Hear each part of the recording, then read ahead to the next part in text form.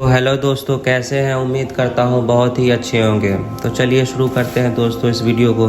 पिछले कुछ दिनों से सोशल मीडिया के ऊपर और अब तो मेन स्ट्रीम मीडिया के ऊपर भी सबसे बड़ा सवाल भी यही घूम रहा है कि क्या ईरान देश सीक्रेटली एक अंडरग्राउंड न्यूक्लियर टेस्ट कर चुका है।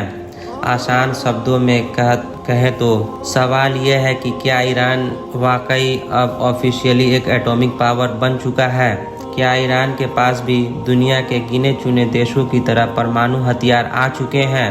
और इस तरह की ये सारी खबरें फैलना या इस तरह के यह सारे सवाल उठना 5 अक्टूबर के बाद से उस वक्त शुरू हुए कि जब ईरान से एक खबर आई कि उसका एक ख़ास इलाके में भूकंप मतलब के अर्थक्वेक के झटके महसूस किए गए हैं। 5 अक्टूबर की रात में लगभग 10:45 पर ईरान के सनान प्रोविंस के अर्दान शहर और उसके आसपास के इलाकों में 4.5 मैग्नीट्यूड का अर्थक्वेक महसूस किया गया। इंटरेस्टिंग बात यह है कि ईरान के जिस खास इलाके में यह भूकंप आया है, यह सब कुछ हुआ है, वह दरअसल एक चटियल रेगिस्तानी इलाका है कि जहां पर हिस्टोरिकली ये भूकंप वगैरह बहुत कम ही देखने को मिलता है। यही वजह है कि इस बार का भूकंप सोशल मीडिया पर और भी ज़्यादा शक के दायरे में आ गया है। तो अब सबसे पहला सवाल तो यही है कि आखिर इस पूरे मामले की सच्चाई क्या है। क्या इस खबर में कोई भी दम नहीं है और यह जो भूकंप आया था यह दुनिया में बाकी आने वाले भूकंप की तरह एक नेचुरल भूकंप था, या फिर वाकई इस बार ईरान के अंदर ही अंदर कुछ ऐसा कर डाला है कि जो मीडिया पर नज़र ही नहीं आ रहा, या फिर जानबूझकर मीडिया पर दिखाया ही नहीं जा रहा है। तो दोस्तों आगे बढ़े उससे पहले यह जान लीजिए कि वैसे तो ईरान हमेशा से ही अपने न्यूक्लियर प्रोग्राम को लेकर मना करता आया है। मतलब उसका हमेशा से ही कहना रहा है कि उसका न्यूक्लियर प्रोग्राम दरअसल सिविलियंस पर्पस के लिए है, न कि हथियार वगैरह बनाने के लिए। लेकिन ईरान का ऐसा करना कोई नई बात नहीं है, बल्कि अगर आप लोग इतिहास पर नज़र डालेंगे तो आपको पता चलेगा कि दुनिया जितने भी ताकतों ने परमाणु हथियार हासिल किए हैं, उन्होंने हासिल करने से पहले यही तो किया है। मिसाल के तौर पर इंडिया को ही ले लीजिए। तो इंडिया जब परमाणु हथियार बना रहा था तो भले ही उस पर कितना भी शक किया जाता था, पाकिस्तान इल्ज़ाम लगाता था, लेकिन कभी भी इंडिया ने माना ही नहीं, हमेशा मना करता रहा। आखिर में पूरी दुनिया को उस वक्त पता चला कि जब ऑफिशियल इंडिया की तरफ से न्यूक्लियर टेस्ट किया गया। दूसरी तरफ पाकिस्तान का भी कुछ यही हाल था, क्योंकि जैसा ही इंडिया परमाणु ताकत बनने में कामयाब हो गया था, तो दूसरी तरफ पाकिस्तान भी यह ठान चुका था कि चाहे कुछ भी हो जाए, परमाणु हथियार तो हासिल करके रहेंगे। उनके यहाँ पर तो यह नारा तक दे दिया गया था कि आधी रोटी खाएंगे मगर एटम बम ज़रूर बनाएंगे। मगर ऑफिशियली पाकिस्तान भी हमेशा इनकार ही करता रहा, कभी भी मानने के लिए तैयार ही नहीं हुआ। इवन इंडिया की खुफिया एजेंसी रॉ के एजेंट तक वहां तक पहुंचने में कामयाब हो गए थे और यह पता लगाने में कामयाब हो गए थे कि कहां पर पाकिस्तान का यह पूरा न्यूक्लियर प्रोग्राम चल रहा है। उसके बाद उस दौर के इंडिया के प्राइम मिनिस्टर ने उस दौर के पाकिस्तानी लीडर को डायरेक्ट फ़ोन करके यह कहा भी कि हमको पता है कि तुम फला जगह पर क्या कर रहे हो। यह सुनकर पहले तो जनरल ज़ियाउल हक, जो उस दौर में पाकिस्तान को चला रहे थे, उनके पैरों के नीचे से ज़मीन निकल गई। आखिर इन लोगों को कैसे पता चला, मगर फिर भी वह किसी भी हाल में मानने के लिए तैयार नहीं हुए और आखिर में जाकर पाकिस्तान न्यूक्लियर टेस्ट करके ही माना, और तभी पूरी दुनिया को इस बारे में ऑफिशियली जानकारी मिली।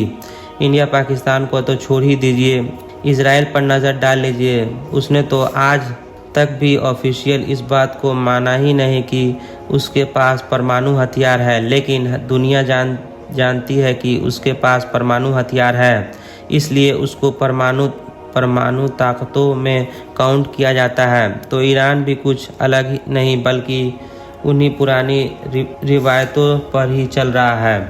और आपको जानकर शायद हैरानी होगी कि ईरान के सुप्रीम लीडर सैयद अली खानवी, जो दरअसल एक रिलीजियस मतलब मजहबी फिगर भी हैं, उन्होंने अपनी एक स्पीच में कहा था कि यह जो न्यूक्लियर हथियार है, यह जो एटम बम है, यह इस्लाम में नाजायज़ है।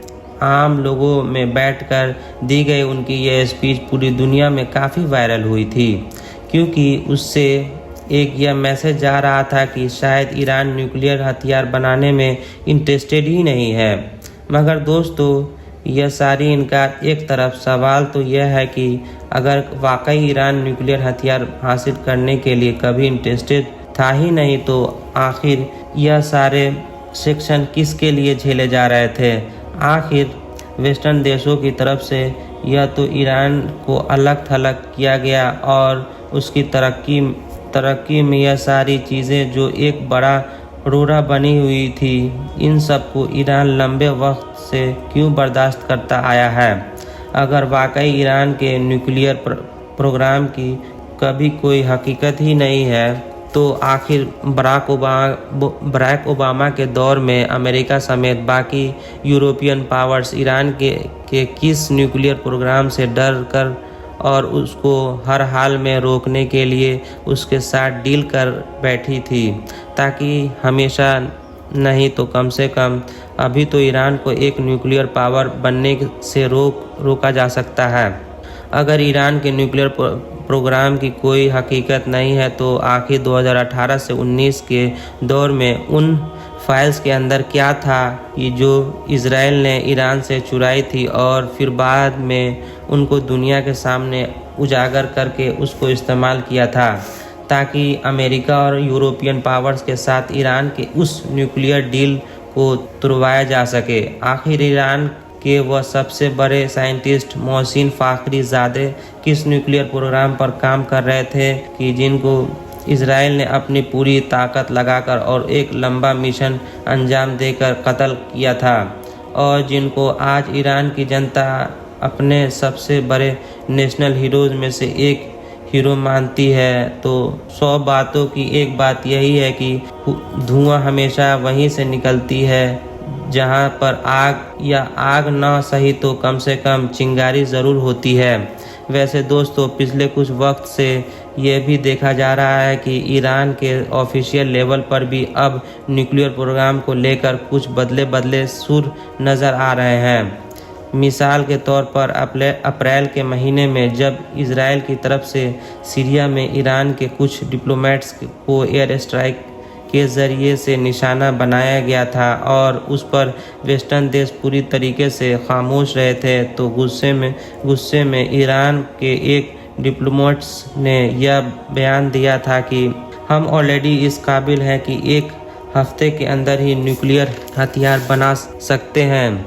इसके अलावा अभी अक्टूबर 2024 में भी ईरान की तरफ से इजराइल के ऊपर जो अभी तक का सबसे बड़ा हमला किया गया, और उसके बाद फिर इस तरह की खबरें आ रही है कि इजराइल ईरान के न्यूक्लियर प्रोग्राम पर अटैक कर सकता है या ऑयल की उसकी जो फैसिलिटी है उन पर हमला कर सकता है। तो इस तरह की खबरों के बाद न सिर्फ ईरान के आम एक्सपर्ट मतलब टीचर वगैरह, इवन गवर्नमेंट की मीडिया से जुड़े हुए लोग और तो और गवर्नमेंट में ऊंची पोजीशन पर बैठे हुए लोग भी न्यूक्लियर हथियार से जुड़े हुए बयान दे रहे हैं और इस तरह की बयानबाजी कर रहे हैं कि हम अपनी न्यूक्लियर डिक्ट्रेन चेंज कर सकते हैं। हम तो वो कर सकते हैं जो इजराइल ने कभी इमेजिन नहीं किया होगा। मतलब साफ तौर पर परमाणु हथियार के इशारे दिए जा रहे हैं। यहाँ पर यह बात भी क्लियर करना ज़रूरी है कि पिछले एक लंबे वक्त से पूरी दुनिया ऑलरेडी इस बात पर एग्री करती आई है कि ईरान का जो न्यूक्लियर प्रोग्राम है वो ऑलरेडी इतना ज़्यादा एडवांस हो चुका है कि वो जब चाहे बड़ी आसानी के साथ और बड़े ही कम वक्त में परमाणु हथियार हासिल कर सकता है। खास बात यह है कि ईरान ने बहुत सारे खतरों को भांपने के बाद और पुरानी गलतियों से सीखने के बाद उसका ये जो न्यूक्लियर प्रोग्राम है वो ज़्यादातर अंडरग्राउंड रखा है। मतलब वो ज़मीन के इतने नीचे है कि इजराइल या उसके इस तरह के दूसरे दुश्मन वहाँ तक पहुँच ही नहीं सकते, या अगर वो वहाँ तक पहुँच भी जाए मतलब उस पर अटैक भी कर दे तो ईरान का प्रोग्राम एक तो बड़ा बहुत है, और दूसरी बात यह है कि वो इस कंडीशन में ही उसका दोबारा से ही उसी हालत में कुछ वक्त के अंदर ही लाया जा सकता है।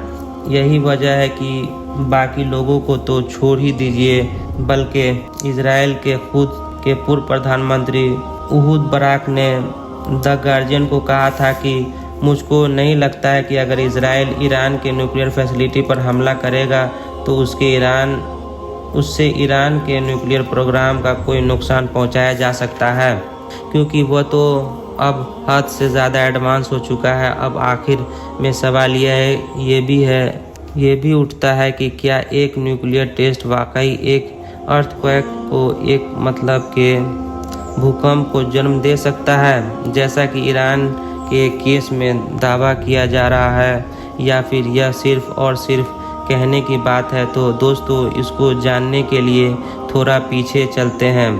तो यूनिवर्सिटी ऑफ कैलिफोर्निया की एक स्टडी के मुताबिक 1998 में जो इंडिया की तरफ से न्यूक्लियर टेस्ट किया गया था, उसके आसपास के इलाकों में 4.2 मैग्नीट्यूड का अर्थक्वेक पैदा किया गया था। इसके अलावा यूनिवर्सिटी ऑफ कैलिफोर्निया की ही एक दूसरी स्टडी में यह भी बताया गया है कि 2017 में नॉर्थ कोरिया की तरफ से किए गए न्यूक्लियर टेस्ट में लगभग 6.3 मैग्नीट्यूड का भूकंप पैदा हुआ था। कि इस बात में कोई भी शक नहीं है कि न्यूक्लियर टेस्ट से अर्थक्वेक आते ही रहते हैं। लेकिन जहां तक मामला ईरान का है, तो ईरान के मामले में यह सवाल अभी भी लाजवाब है। इन सारी खबरों पर, इन सारे अफवाहों पर वो न तो अभी हामी भर रहा है और न ही इनकार कर रहा है। और दूसरी तरफ जो सबसे ज़्यादा हैरान कर देने वाली चीज़ है, वेस्टर्न मीडिया इस पूरे मामले पर पूरी तरीक़ा से चुप्पी साधा हुआ है। यानी आमतौर पर हमने हमेशा से देखा है कि सोशल मीडिया पर जब कोई भी खबर बड़ी तेज़ी से साथ फैल जाती है तो वो चाहे सच हो या झूठ हो, वेस्टर्न मीडिया की तरफ से उसका फेक चेक तो कम से कम किया ही जाता है। मगर इस मामले को अगर आप लोग गूगल पे चेक करेंगे तो पता चलेगा वेस्टर्न मीडिया की तरफ से टच ही नहीं किया गया है।